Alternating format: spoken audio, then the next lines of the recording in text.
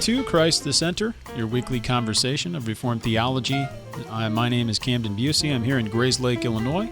We're back with another Vos group, and that means we have with us Dr. Lane Tipton, who's Fellow of Biblical and Systematic Theology here at Reformed Forum and pastor of Trinity OPC in Easton, PA. Welcome back, Lane. It's good to see you. Good to be here, Camden. Thanks. Yeah, it's been a while since we've had a Vos group looking into biblical theology. We did a little bit of an excursus at the end of August to cover Grace and Glory with Danny Olinger. And now we're back to opening up the book, and we're going to be turning to page 243 today to discuss Jehovah's relation to time and space. Again, this is under the larger heading of the content of prophetic revelation. So we've been speaking where we last picked up on God's omnipotence. We covered, lightly a lot of the material regarding the Lord of Hosts and Jehovah of Hosts, Vos's favorite there from the King James, the made-up word Jehovah, which is a combination of Yahweh and Adonai, Yahweh using the vowels from Lord. So we're going to get into today, speaking again of God's transcendence, but looking here at how the prophets considered the Lord relating to time and space. Now, I must say that now we have reached and surpassed, actually got 243 is where for the last, 7.5 years, I've had a piece of paper stuck on this page because this is when I moved away, and that was the last spot I was at when we were at Vos Group at Grace Mullen's house. So now, as we tread into these new waters, we're going where I have never gone before in a Vos group. I don't believe, Camden, after you left, I have in my copy that we made it through some of the attributes of Jehovah and worked a little bit on to around page 250 or so. But our Vos group with Grace and the folks from Calvary never got substantially beyond the content of the prophetic revelation. Grace went to glory before we were able to move into anything with regard to the New Testament or the New Covenant era. So this will be good. So we're charting some new water, and it should be it's a fun course. Mm-hmm. Absolutely. So we get to this section, Lane. Why don't you somewhat bring us up to speed? It's been a while. Let's do a quick review. 2 months. I think one of the things we looked at, Camden, that our listeners will recall was the kind of central significance of Isaiah 57:15. I dwell in the high and holy place, also with him who is contrite and lowly in spirit, to revive the spirit of the lowly, to revive the heart of the contrite. And the text reminds us of something really basic to God's identity, and it helps frame Jehovah's relation to time and space. And it's this, that when God relates to creation, he does not lose himself as the self-contained, transcendent, triune God, but rather as such condescends and relates to the creature. And we talked a little bit about Bavinck and the language of anthropomorphism, which forbids ascribing change to God. But at the same time, and you made this point really clearly, I remember, Camden, and I'll just reaffirm it. Anthropomorphism reminds us that God remains immutable and eternal in his condescension, but anthropomorphic language in a Reformed tradition is also designed to remind us that God authentically relates to the creature while remaining self-contained triune God. The immutable and impassible persons of the Trinity authentically relate to creation without God losing himself, losing his absoluteness in the relation. So one way we maybe didn't put it last time, absoluteness and relation are equally affirmed when we talk about God condescending to his creatures, and anthropomorphic language accents that. And now, as we talked a little bit about the Jehovah of Hosts relating to the heavenly register, the upper register, and the earthly, the lower register. And we didn't give as full a discussion to that as we could have. I think I moved us faster through that than I really should have. But we come now quite naturally to the discussion of Jehovah's relation to space and time. Vos says time and space, but then he discusses space first and then time. And to begin, Camden, to make a general observation and then get more detailed, Vos wants us to recognize this, that in light of Isaiah 57:15 and what it entails, in light of that discussion we had last Vos group, what we have to affirm about God is that given creation, God is everywhere present and fully present everywhere in creation. There's not a part of God that is located in the United States and another part of God that is located in China. Rather, God, in the very nature of the case, fills all time and space, space in particular, without being contained by it or limited by it in any way. And this is really an entailment of what was said in Isaiah 57:15, to just frame it, and then we can go into the text Vos uses.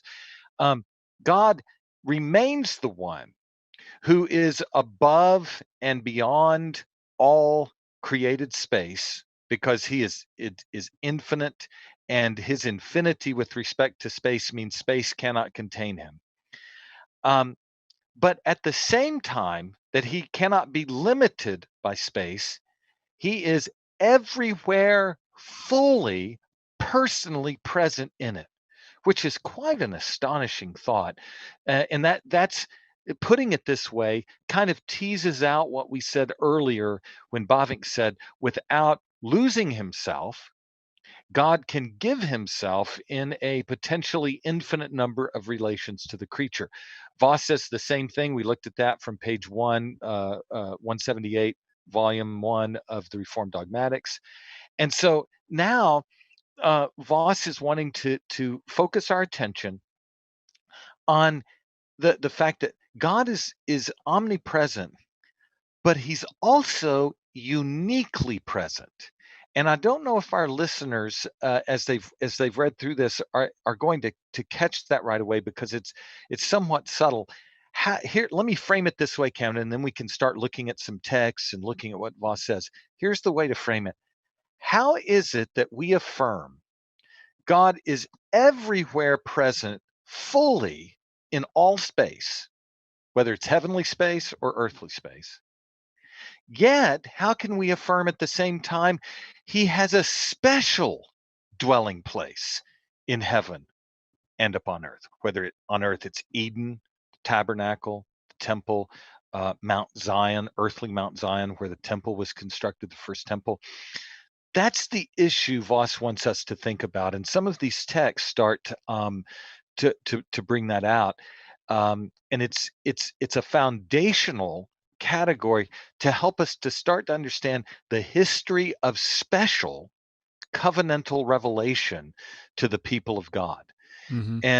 And so that's the issue that's before us here. How can we talk about the Bible talks about God being everywhere present? We'll look at a text like that here in a bit. And in fact, Camden, it might be useful to start with one where Psalm 139, 7 Right. through 12 kind of frames everything. I guess we could talk about that later, but just to give our listeners a quick overview, Psalm 137 through 12, which we can read later, Sure.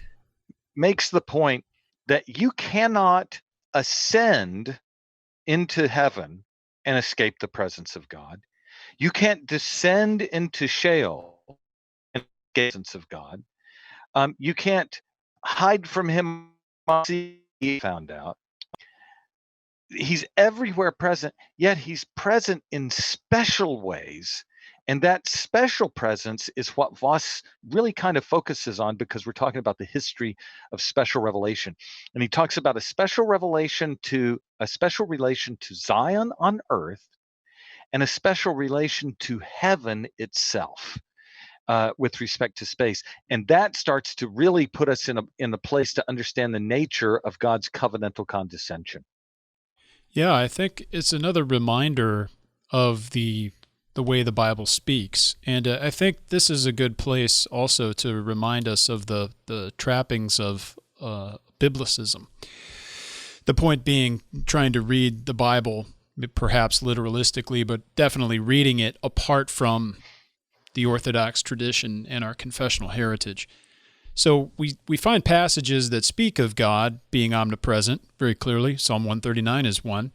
But we also find passages, Amos 1:2, the Lord roars from Zion, other places where we see the Lord is in a place in a way different from other places, or somehow that place is identified with the Lord. So if we are going to be faithful biblical interpreters and interpret the Bible the way that it is teaching us that it ought to be interpreted, you have to make sense of all of these things.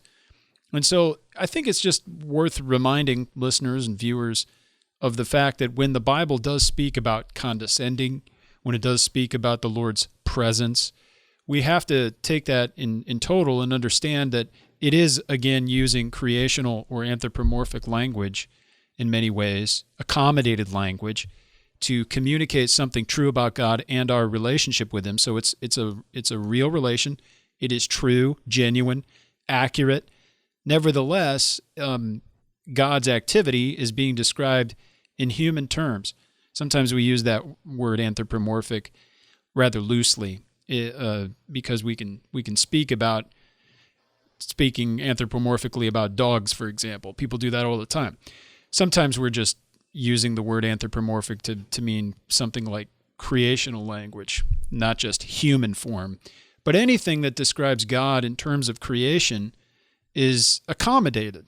Calvin was very keen about this and plain that it's God's lisping to us in Scripture, which again doesn't make it false or some sort of farce that God is lying in any way, but He's accommodating His truth, things that are actual and real about Him, nevertheless in a way that we can understand.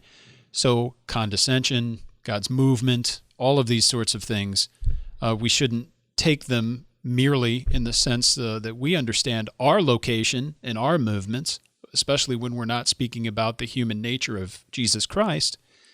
So the question that is presented here by Vos is, how do we account for these things in a way that does not trap God in creation, but also in a way that doesn't make Him to be so transcendent that He doesn't actually or truly relate? So how can these things be? Yes. How can the Bible be true on every page, not just some of the pages, whereas other pages are false? Because that's what Vos is fighting against with the critics and the critical scholars who would like to piece the Bible together and tear it apart and decide which portions are true and which ones aren't. Camden, you just convinced me to read a text to frame this, because you said this so well. Let's frame this in light of a text Vos doesn't use to talk about the omnipresence of God, the fact that His presence is full everywhere in all of creation. And I can read that text. It's Psalm 139, 7 through 12, and to just make a couple of comments and then start to frame the discussion of what Vos says about Amos 1:2, Isaiah 2:3, and 8:18. Here's Psalm 139. Where shall I go from your spirit? Or where shall I flee from your presence? If I ascend to heaven, you are there. If I make my bed in Sheol, you are there.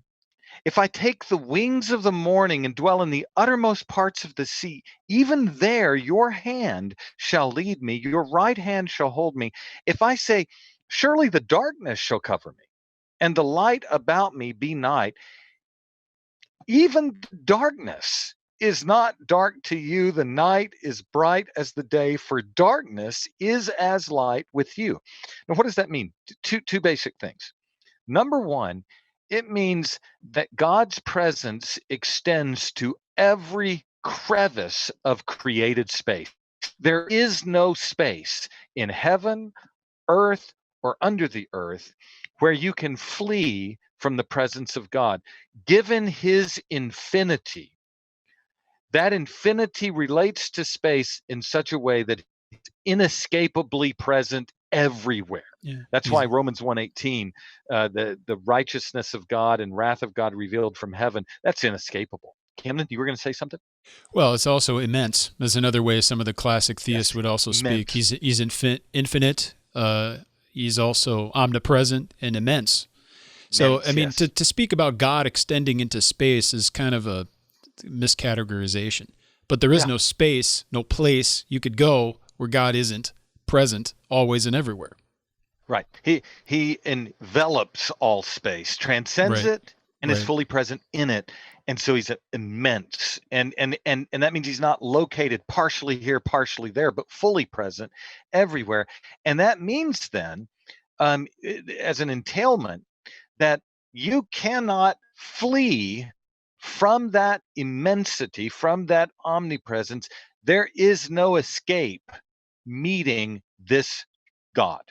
Um, because if you try to hide in the darkness, which is where the prince of darkness seeks to hide, darkness is not dark to you. The night is as bright as the day. It's like uh, infinite night vision, seeing all things perfectly and perfectly present to the Lord. Now, that that immensity, that's the classical category that the Reformed scholastics affirmed. It's the category that Vos affirms. It's the categories Bavinck and Van Til have affirmed. So now, here's the question: what do we say about God's relation to his people? Well, we start to make this qualification and say that there is also a special presence, a covenantal presence, an intensely personal presence, where God dwells in a place, making that place uniquely holy for the purpose of worship. And Voss really starts to focus on that. And Camden, he cites some texts, and I wonder if you could read them. Yep. Amos 1:2, Isaiah 2:3, and then 8:18, but 2:3 especially. I think those texts would be really useful because they start to bring into view something beyond this emphasis on immensity and omnipresence, and starts to focus on a special covenantal personal presence that sanctifies a place as holy for the purpose of worship. Mm-hmm. Amos 1:2 says, "And he said, The Lord roars from Zion and utters his voice from Jerusalem. The pastures of the shepherds mourn, and the top of Carmel withers." So very clear, the Lord is doing that from Zion, not from everywhere. So Yes. how do we make sense of that? Isaiah 2:3, if I recall. "And many peoples shall come and say, Come, let us go up to the mountain of the Lord, to the house of the God of Jacob, that he may teach us his ways, and that we may walk in his paths. For out of Zion shall go forth the law, and the word of the Lord from Jerusalem." And then 8:8. If I can type. "And it will sweep on into Judah. It will overflow and pass on, reaching even to the neck, and its outspread wings will fill the breadth of your land, O Emmanuel." Very obvious, and anyone who's read the Bible will know there are some special places that God is specially present. But even within those locations, as we no doubt can discuss, there are special locations within the locations. You think of, for example, the Holy of Holies, etc. God clearly is present in different ways, even though we shouldn't consider that as, how do we say, quantifications of God's presence. Yes, very, very well said, Camden. Let's try to amplify this with two basic categories taken from the biblical revelation. The first thing, and this is, our listeners are going to be very familiar with this, but it will help. The first thing that helps us understand what is being said here about the Lord roaring from Zion, about Emmanuel's presence extending out of that place and reaching out to who's in the immediate presence of God, is the theology of covenant.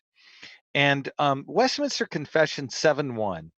And Vos, if you can think back this far, in pages 1 through 39, when he talks so much about the foundational character of God's approaching Adam in covenant, the point is that in addition to the natural religious fellowship that Adam had with God as the created image of God, covenant is a special act of condescension by which God makes himself uniquely, personally, and permanently Adam's blessedness and reward.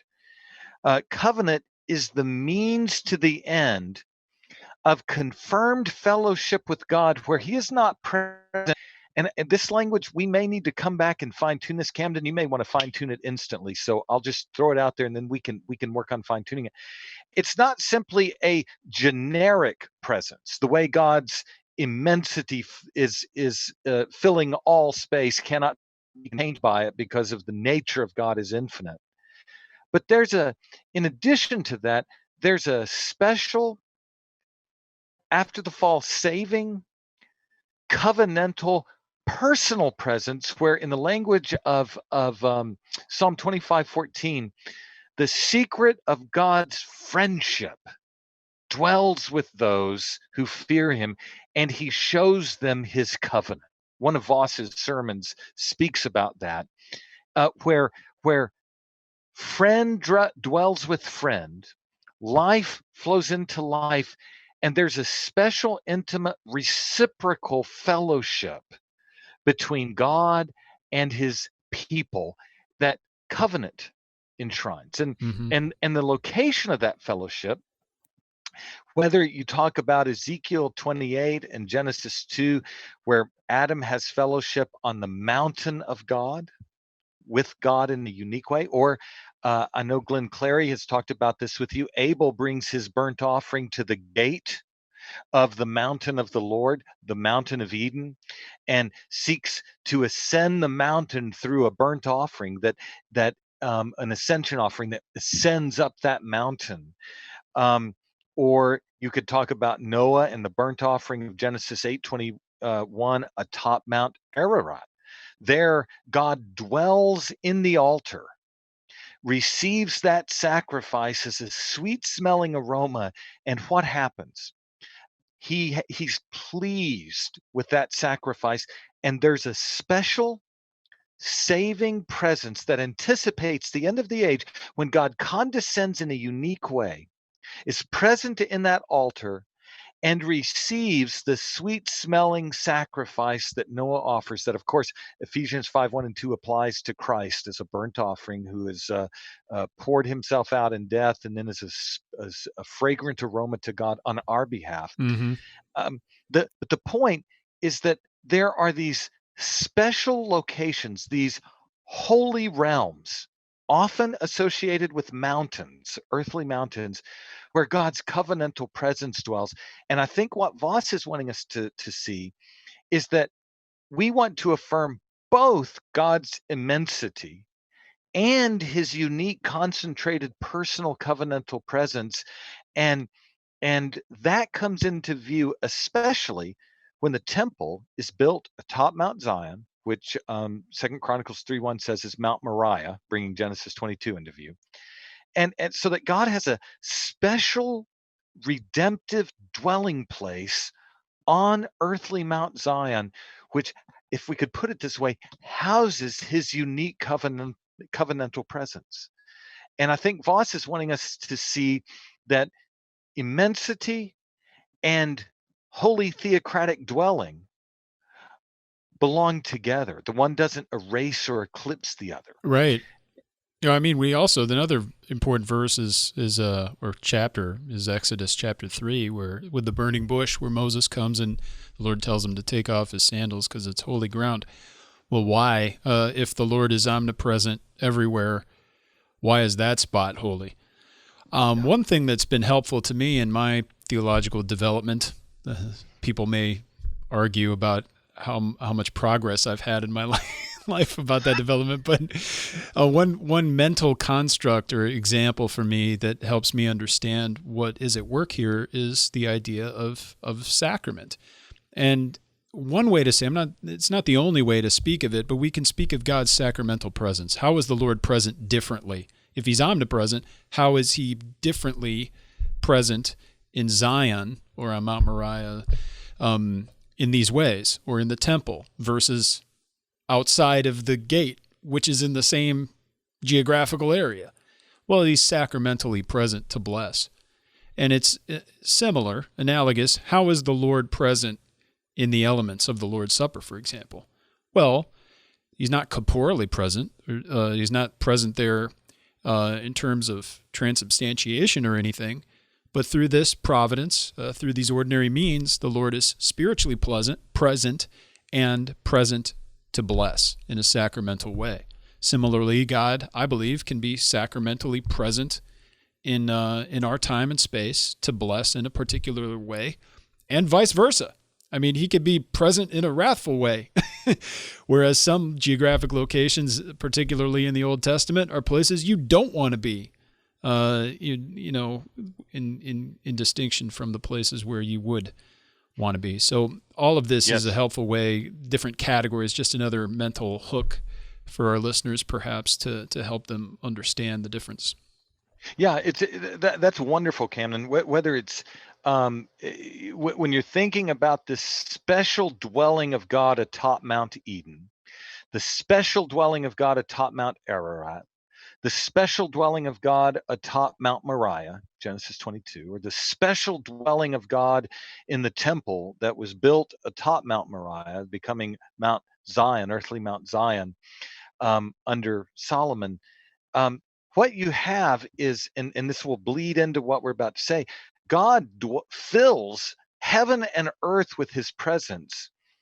But just as the ascended Christ is at the right hand of God, bodily, so by his Spirit, he is present to bless his people in the Lord's Supper, so that we receive the whole Christ by the Spirit working through the Word while Christ remains in heaven. In a similar way, I think your point is so helpful. God is present in that special sacramental way as blessedness and reward. Not only the one whose glory we can see all around us, the heavens declare the glory of God, the firmament speaks forth his praise. Not only in that general way, but in this special and intimate way. And this is where the language of the anthropomorphism comes in so helpfully. He walks with us, he condescends and dwells in avian form in our presence by the Spirit. And there's he covers over his people as a in this avian form, as the storms of destruction pass by. If you think of Klein and the way he thinks of the Passover, it's the hover over, God hovering over and defending and preserving his people. And it really, it's a beautiful image, Camden, and I think that sacramental language is very helpful. Sure. It also makes sense of how there can be legitimate and real changes, how God can bless a place so that prior to that blessing or consecration, it wasn't holy, but then afterward it is. Or even we think of the real legitimate transition from wrath to grace in the life of every believer. We consider that which is described in Ephesians chapter 2. Once we were children of wrath like the rest of mankind, but now, we're children of grace. We've been brought into the covenant community. We've been saved by Christ. There's a real change, contrary to the hyper-Calvinists and others who would reject such notions. But yet that real change does not entail a real change in God proper. The relation changed. The same is true of places, locales. God is omnipresent, everywhere present, but yet there are changes in relation, and as God relates to certain places differently than others, and also certain people differently than others. The Lord doesn't change, but our relationship to him does. Yeah, that and Camden, speaking the way you just spoke, and I think especially your allusion to the presence of the Lord in the Lord's Supper, it transitions us to a second point that Vos makes, and I would turn our listeners, if they're interested, to Meredith Klein's God, Heaven, and Harmageddon for the development of this theme. I think it's wonderful. We won't do it here. But God dwells not only uniquely and in a special covenantal way, making earthly places holy. You know, we've spoken of Eden and Mount Ararat, certainly Mount Sinai, certainly Mount Zion on earth. But God dwells uniquely and permanently in a special way in heaven. One text that I'll just that if you could read, Camden, it'd be nice. Isaiah 66:1 is kind of a programmatic text that makes this distinction between the dwelling of God in heaven and his relation to the earth. Oh, yeah, that's a great one. One you deal with in Foundations of Covenant Theology. Isaiah 66:1, thus says the Lord, heaven is my throne and the earth is my footstool. What is the house that you would build for me, and what is the place of my rest? Yeah, that place of rest language is an allusion to Genesis 2:2, so that you could think of it in Isaiah 66:1 as he's saying, look, if you build an earthly place for me, that earthly place is not the final resting place for me. Where is that final resting place? It is my Sabbath enthronement, Genesis 2:2, Hebrews 4:4, where a Sabbath rest continues to this day for me in my heavenly Sabbath temple realm. Heaven is my throne. This is, for instance, in Colossians 3:1 and Hebrews 8:1. What does it say? Seek those things above, if you've been raised with Christ, where Christ is seated at God's right hand. Hebrews 1:3, Hebrews 8:1, at the throne of the majesty on high.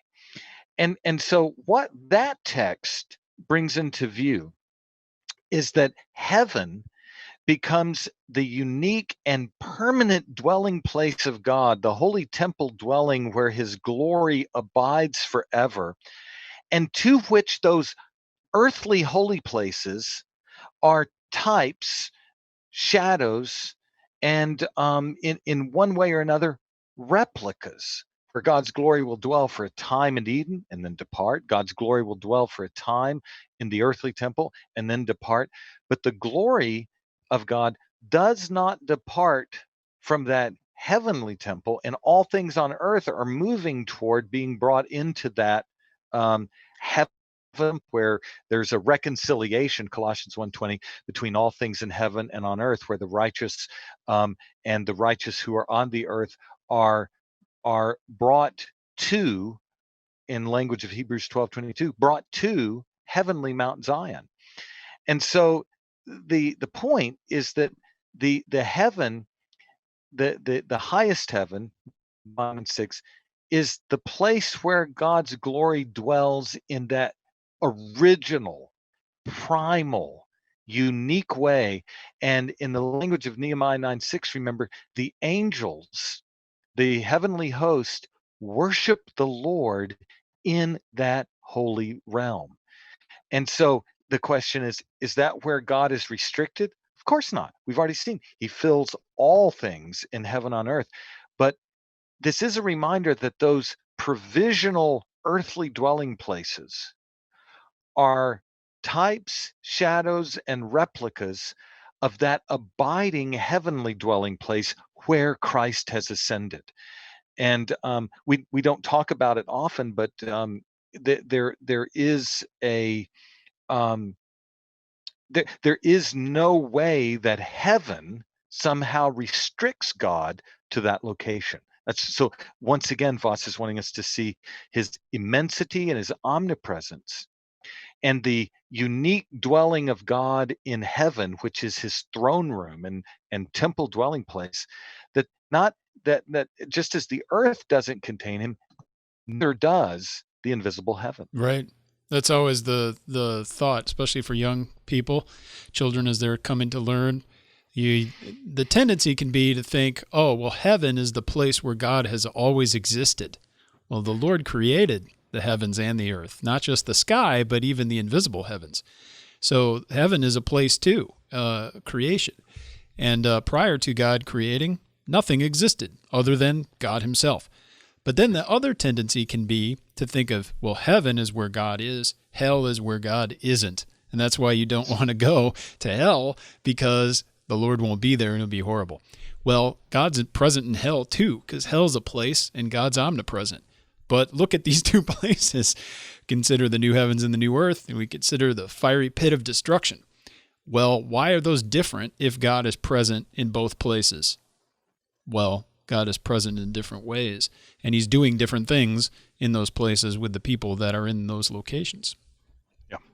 Yeah, it's the ultimate relation of God to his people in the new heavens and new earth is that of blessing. The ultimate relation of God to those in the abyss in hell is cursing. But God is present equally, but it is the ultimate fruition of the dual sanctions of the covenant. Without Blessing, there being, curse. a division in God, or saying they're two different gods, and the Marcionite weirdness, or some sort of dualism. Again, the one, same, immutable, unchangeable God is present and acting differently in different places. But again, it doesn't involve a change in the Lord, or some sort of notion of the Lord assuming new properties or characteristics. But he has relative attributes that are functions of his relation, not himself apart from creation. And that brings into view, Camden, is a nice segue to the bottom of 243, moving to 244, Jehovah in relation to time. You always make me laugh when we we got the wrong guy on the program to talk about time. Jehovah, yes, you Neil, homage to our dear friend, our brother and relative and of the sort, Neil Lodge. You always loved the way he would pronounce that. He's gone to be with the Lord now, so he knows it much better than we do, for sure. But yes. I'm not the right guy to talk about time here. We need our president, Jim Cassidy. Oh yes, goodness! It would be so nice to have him. We should have dialed him in on this one. In fact, text him. Just kidding. Text me. But Jim, get on. We won't talk about time. But Vos begins by saying on the bottom of 243 there that the same relation applies to Jehovah and time. Now, if you stop there and just reflect for a second, he said everything that we need to know. That just as God remains who he is without change in relation to space, so God remains who he is in relation to time. And here's the key: as both space and time are created. Space is not uncreated. Time is not uncreated. Only God is uncreated. And so he says, and I think this is a wonderful way of putting it. This brings into view, people may want to listen to, our listeners may want to check our last discussion. I'll try to make a reference to it and bring this in. He says, while eternity can be expressed only in terms of time, given anthropomorphism, top of page 244, all the while, in reality, it lies altogether above time. Now, here's one way to cut through lack of clarity on this discussion. Vos is so helpful. Bavinck and Van Til are so helpful. In fact, I'm going to read something that you found, a letter to Carl F. Henry from Cornelius. Here's the key. Eternity is not a created thing or an abstract conceptuality. Eternity is an attribute of God himself. And so while we express God's eternity in the anthropomorphic language of non-succession of time, for instance. Apophaticisms. Can I use that word? Apophaticisms, absolutely. All the while, in reality, eternity lies altogether above time. Why? Because God is eternal and the creature is temporal. Do you mind, Camden, would you read a quote here before us from Van Til? Oh yeah, Carl F. Henry, I like that one. Dug up. Would you read that, because it gets it? This is Vos's point, And remember Van Til's relation to Vos. Vos was his professor, favorite professor. Van Til's learning these things from Vos. But listen to what Van Til says, reflecting what Vos is saying here. And he gives us a very concrete conception of eternity being coincident with God himself, and not a Sure. thing outside of God, or some tertium quid, some intermediate category between God and man. Yeah, and that's the big issue. Yeah, we have been and continue to, although the work has slowed down, continue to work on Van Til's letters, his archive, and seeking to transcribe them, hopefully someday to get them published and make a searchable database, etc. So in that work, we uncovered this letter he wrote to Carl Henry, a very significant figure, neo-evangelical. And Van Til wrote this, starting with the creator-creature distinction as basic to one's thought. One need not, and in fact cannot, after that, discuss such concepts as time and eternity by themselves. As then it is fatal, so there's a little ellipse, we're taking some excerpts, as then it is fatal to fail to introduce the creator-creature distinction at the outset of one's thought, so it is also fatal to fail to think of eternity as exclusively a characteristic of God, and of time as exclusively a characteristic of the created world. It would be to make God subject to the conditions of his creatures, subject to change, etc. Doesn't get any clearer than that. There are some quotes, Camden, that you almost don't want to comment on because it's so eloquent and so helpful. But please, I'll just note this. Van Til is saying it is fatal to fail to think of eternity as exclusively a characteristic of God. What that means is that just as transcends all space but is everywhere present in space, so God transcends all time, yet is present everywhere in it. Why? Because eternity is a characteristic of God alone, and time is a characteristic of the created world alone. And if you'll just think back to what Bavinck and Van Til said elsewhere in our previous episode, there is no intermediate category between God and the creature. And so when God relates to time, he relates to time in exactly the same way he relates to space. He relates as the creator to the creature, and as such, just as he remains immense with respect to space, so he remains timeless, eternal in relation to time. And I think that last sentence that Van Til has there is just worth reading and reinforcing. Right. It would be, if you deny this, and you say that when God relates to the created world, he becomes temporal, Van Til says, before you do that, just recognize this. It would be to make God subject to the conditions of his creatures, subject to change, etc. And so this is a beautiful quotation, and it's reminding us of how Vos in RD 1, Reformed Dogmatics 1, question 24, he puts it more tersely. Eternity in God, time in the world, and never the two shall be intermingled. There's no intermediate commingling of categories. That's volume 1, page 10 of the Reformed Dogmatics. And so as hard as it might be for us to conceive, Vos's point here is that God does not become temporal in his relation to creation any more than he becomes spatial. And so, as you said earlier, Camden, the relation to creation can change. The creatures in the relation change, but God himself does not change. Why? Not only because he's immutable, but because he is eternal and is not subject to the conditions of time. Absolutely. Yeah. And there's great theories and whatnot about what time actually is. But it is bound up with change. Some people have even defined time as the measurement of change. And if God's immutable, I mean, that's not the only definition. There are many. It's a well-debated point, and it's very difficult because as humans, how do we conceive of something outside of time and space. Even our thoughts are discursive, and there's a before and an after.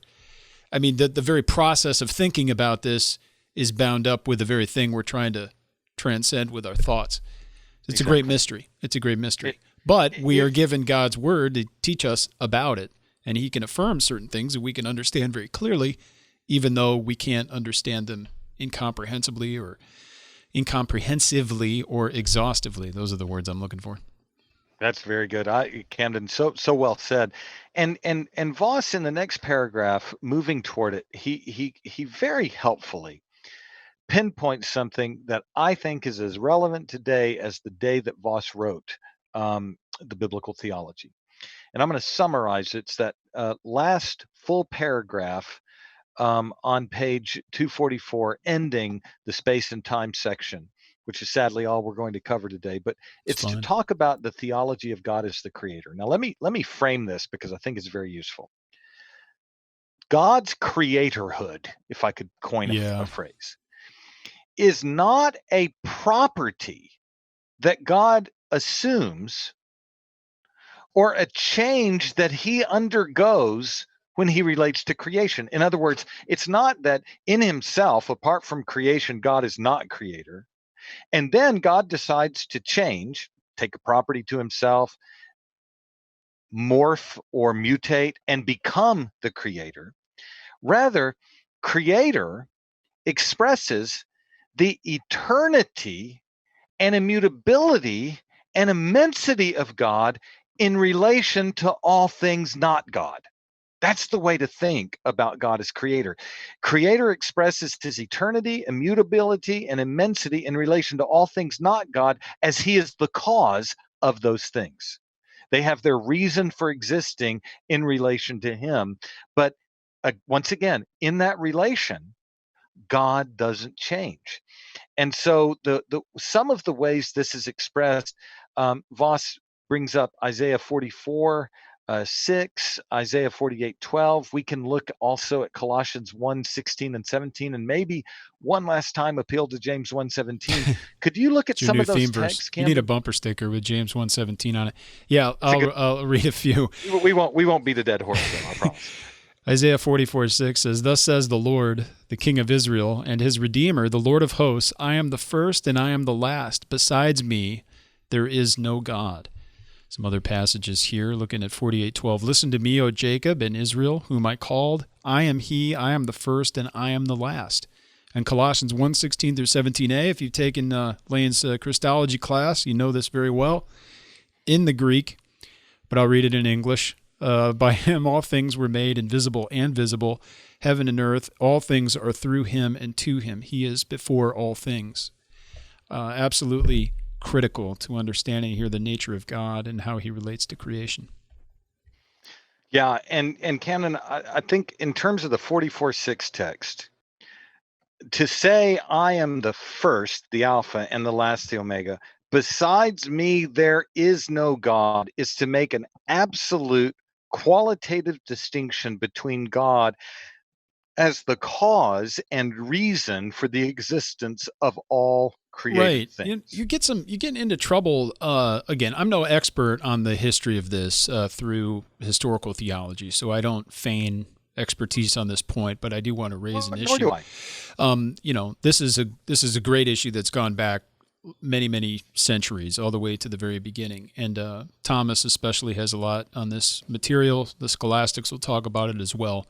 Perhaps we can devote an episode to creation and eternity at some point. Is God the eternal creator is really the question at hand. Yes. All I would like to present to the listeners at the moment is many times when we raise the question, we're already either begging the question or we're presuming an answer. Because when we start to speak about, was God the creator before or after, what was God like prior to creation or after creation, we're already using causal, not just causal, but time-based categories to frame the question. And it just goes to show we have to be careful and precise, even in the way that we ask a question, because it might preclude the proper answer, because we've already assumed certain categories.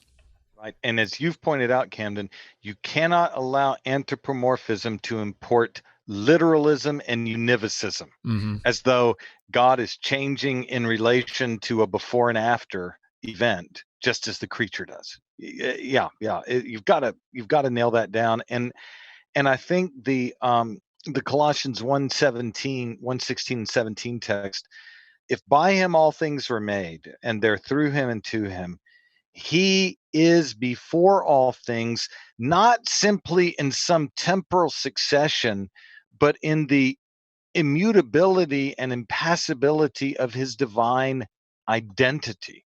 In other words, being the creator is not something that brings into view something incidental or accidental to God that he has as creator that he didn't have prior.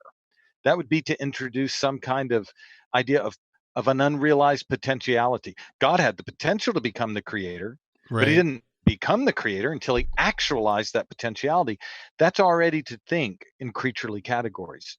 And so Voss is just wanting us to recognize here, to relate these points together, that in reality, God as creator lies altogether above time and space, because here's the bottom line, to cut to the heart of it. God is eternal, God is immutable, God is immense, and the creature is not. And so the creator creature distinction, the infinite, eternal, unchangeable God in distinction from the creature, that remains in the relation at every point. And we Mm-hmm. said it last time, we'll just say it again. The James 1:17 text, the Father of heavenly lights, an allusion to Genesis 1 and particularly day 4 of creation. The Father of heavenly lights, in giving every good and perfect gift, as creator and even as redeemer, does not change like shifting shadows. He doesn't change with respect to occupying a new space, and he doesn't change in the sense that he submerges himself into and becomes subject to temporal processes. And so Voss says there on the last couple of sentences, Camden, I think it's really useful. You made a reference to this earlier. He says, together with these statements, sometimes occurs the self-designation, I am he, which is interpreted to mean, I am the same, not subject to change through the flux of time, especially as implying a warrant for the unchanging faithfulness of Jehovah. This would be the same thought which we found expressed in Exodus 3:14 in the phrase, I am that I am, and is thenceforth associated with the name Jehovah as such. That language, I am he, I am the same, not subject to change through the flux of time. That is the relation of the creator Mm-hmm. to the temporal order. Just Right. beautifully put, almost poetically put. Oh, it is. And that It's so critical, that chapter and that relation to Moses. Even the way that God reveals His divine name, and the almost it's not a conundrum, but just the perplexity and the riddle of the name itself just goes to show God's transcendence over us, and He is beyond our categories. Nevertheless, He's present. He's truly present, present to it's true. bless.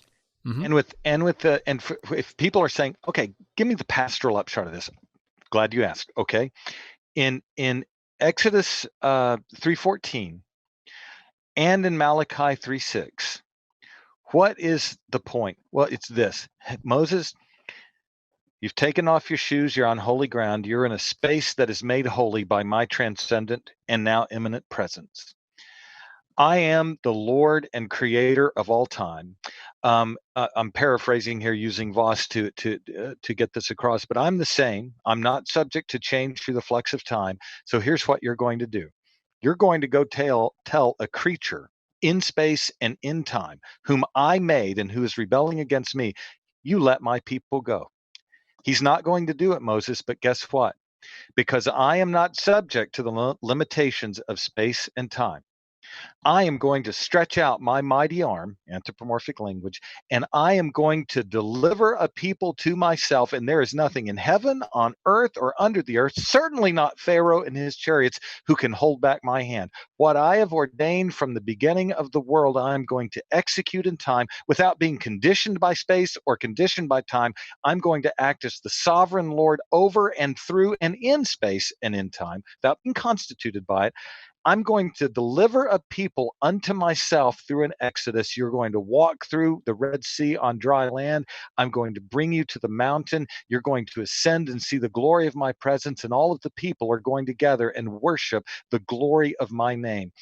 That is what has been brought to its eschatological fruition by Jesus Christ in an exodus greater than the one that was out of Egypt. When on the mountain of transfiguration in Luke 9:32 and 33, Jesus talked to Moses and Elijah. What did he talk about? His exodus out of Jerusalem and into heaven, where he is bringing his people into a new heavens and a new earth at the end of this age. He has gone there. And the reason we have, this is so critical, infallible confidence, absolutely unswerving faith in the reliability of all that God has promised, and why we have certainty that his plans cannot be thwarted, is precisely because he cannot be contained by space, is everywhere present in it, has entered into a special covenantal relation with his people, and while not constituted by or subject to time, is Lord over time, so that every single moment in redemptive history serves his purpose of gathering his people to himself, to see his glory atop heavenly Mount Zion, and consigning those who rebel against him forever to the abyss under his wrath and curse. And so this is not, I know it's kind of heady. I know we've talked about Isaiah 57:15 in these related texts, but the cash value to this is that this God cannot but fail to keep all of his promises, which are yes and amen in the Messiah. Yeah. It's beautiful. Yeah, praise the Lord for that. Yeah, we should worship and praise the Lord for his glory as he has revealed himself to us. And he's revealed himself to us truly, ultimately through his Son, our Savior, Jesus Christ. And what could we do but worship him as a result? Amen. Yeah, this has been wonderful. We've covered now through 244. Next time, Lord willing, only the Lord knows, but we'll work on omniscience in 244 and then get into holiness. Hopefully going to pick that up November, but also working on the Van Til group with Carlton Wynn. And so we're working on picking up and managing both of these.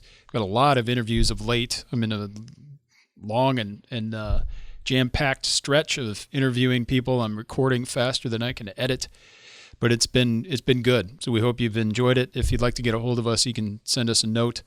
The best way to do that is through the contact page on the website, reformedforum.org/contact. But while you're on the page, take a look around. You can sign up for our free courses that we have online. You can register for free at Reformed Academy. You can also subscribe to our newsletter, not only the email newsletter, but the print newsletter. Many of you, most likely by now, have received the fall-winter edition. That went out to quite a few people. I think I printed about 1,200 of those with the printer. So the subscription base is growing, etc.